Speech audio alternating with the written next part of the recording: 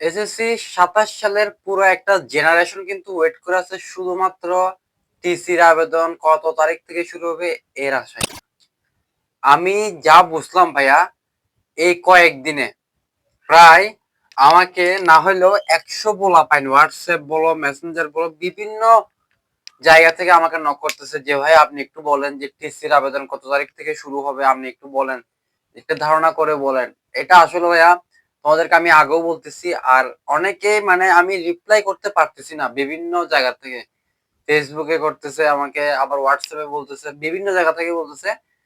সব দিক দিয়ে আমার রিপ্লাই দেওয়া সম্ভব হচ্ছে না, কিন্তু কোয়েশ্চেন সবার একই, যে কখন টিসির আবেদনটা শুরু হবে।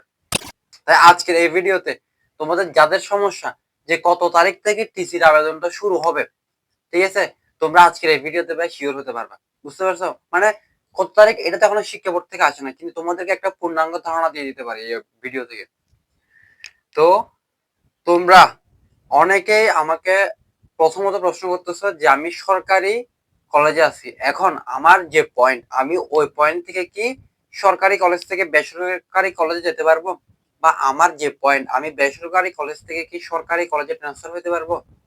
তো এখন তোমাকে আমি বলি, তুমি যে কলেজে থাকো না কেন, তুমি যদি সরকারি থেকে বেসরকারি কলেজে ট্রান্সফার হতে চাও, সরকারি থেকে বেসরকারি বা বেসরকারি থেকে সরকারি কলেজে ট্রান্সফার হতে চাও ভাইয়া, পারবা।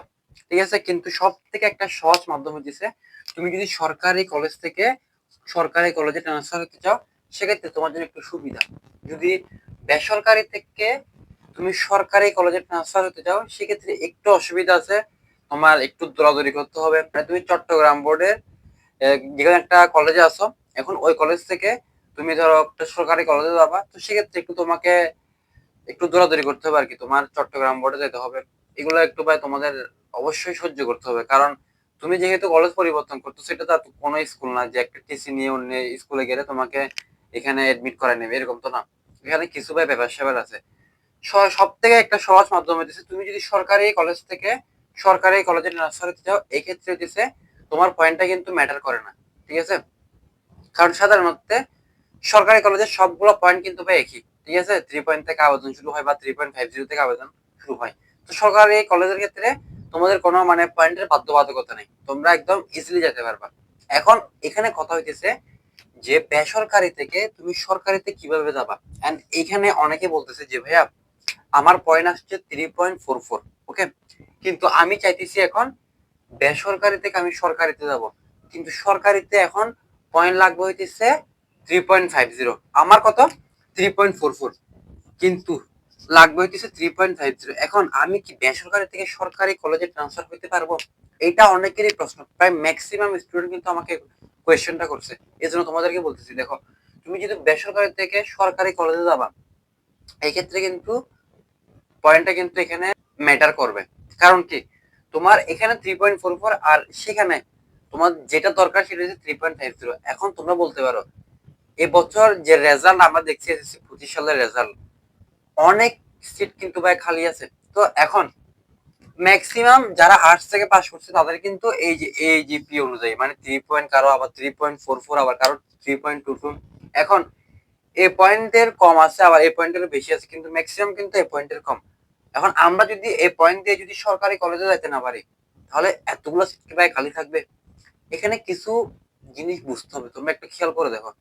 তোমরা তো বলতে পারো যে ভাই আমাদেরকে যদি না নেয়, ধরো অমুক কলেজে 50টি সিট খালি আছে, তাহলে আমরা যদি ট্রান্সফার হয়ে কলেজে না যাই, সেক্ষেত্রে কি এতগুলো সিট কি খালি থাকতে পারবে? এটা আপনি বলেন। হ্যাঁ আমি বলতেছি, কারণ কি এই 3.50 কিন্তু ওরা প্রথম থেকে নিছে। ঠিক আছে, প্রথম থেকে নেওয়ার পর আর মাত্র ধরো 50টি সিট খালি আছে, এই 50টি সিট তারা এমন ভাবে ফিল আপ করবে যারা হচ্ছে 3.50 পয়েন্টের আশায় পাশে রয়েছে। বুঝতে পারছো? ধরো কেউ এরকমও হয়েছে না যে 3.49 বা 3.48 বা 3.47, মানে এরকম 3.50 আশেপাশে যারা পয়েন্ট পাইছে, কিন্তু তারা সরকারি কলেজে ভর্তি হতে পারে না, এরকম এরকম স্টুডেন্ট কিন্তু তারা নিবে। বুঝতে পারছো? কিন্তু তোমরা যারা বলতেছো যে 3 পয়েন্ট বা 3.22 এরকম পয়েন্ট দিয়ে তোমরা সরকারি কলেজে কখনো আশা করতে পারবে না। বুঝতে পারছো ভাইয়া? সরকারি কলেজের ক্ষেত্রে কিন্তু ভাই পয়েন্টটা ম্যাটার করে। বুঝতে পারছো? আর এখন যেটা গুরুত্বপূর্ণ বিষয়, যে কত তারিখ, এক্সাক্ট কত তারিখ হইতেছে আমাদের শিক্ষা বোর্ড থেকে নোটিশটা দিবে। আমরা যদি বিগত বছরে মানে 2 থেকে 3 বছরের হিসাবগুলো করে দেখি, চট্টগ্রাম বোর্ডে কিন্তু আলাদা করে দিত, রাজশাহী বোর্ডে আলাদা, দিনাজপুর বোর্ডে আলাদা, মানে আলাদা আলাদা বোর্ডে আলাদা আলাদা করে টাইম দিত। কিন্তু বিগত 1 বছর যাবত আমরা তা দেখতেছি আর কি, ওইখানের মধ্যে সবগুলা বোর্ড একসাথে ভাইয়া একটা নির্ধারিত টাইমে টিসি নোটিশটা দিতেছে। বুঝতে পারছো?